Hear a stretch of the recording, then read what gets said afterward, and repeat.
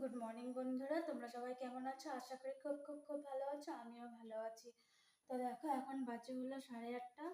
তো আমার রান্না প্রায় হয়ে এসেছে। এই দেখো, এখানে করলাম কাঁকরোল ভাজি, ডাল করেছি।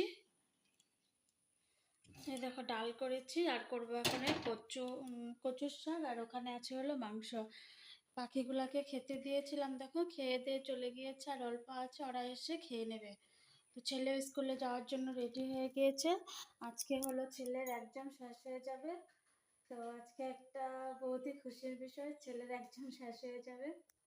তো বন্ধুরা দেখো, কত কিছু ফল নিয়ে এসছে, এগুলো কবে খেয়ে শেষ করবে জানি না। এটা তো তোমরা দেখে বুঝতেই পারছো, কাঁঠাল। কাঁঠাল তো আমি খাইই না। আমার একমাত্র একমাত্র হাজবেন্ড, তিনি ভালো খায়। আর এটা আছে আনারস, আনারসটা বড় ভালোই খাই। আর এখানে আছে আমগুলো ভিতরে কিরকম দাগ দাগ হচ্ছে, এটা হয়তো ঘুরিয়ে দিতে হবে। তো এখন আনারসটা খাবো, তার জন্য কাটবো। Good evening. তো আমরা কিন্তু চা খেয়ে ফেলেছি, এখন সন্ধ্যা হয়ে গিয়েছে। এ দেখো, তো ওকে দিয়েছি হলে কফি, ও খাচ্ছে কফি। আজকে তো এক্সাম শেষ, মনটা তো খুব খুশি খুশি মনে হচ্ছে।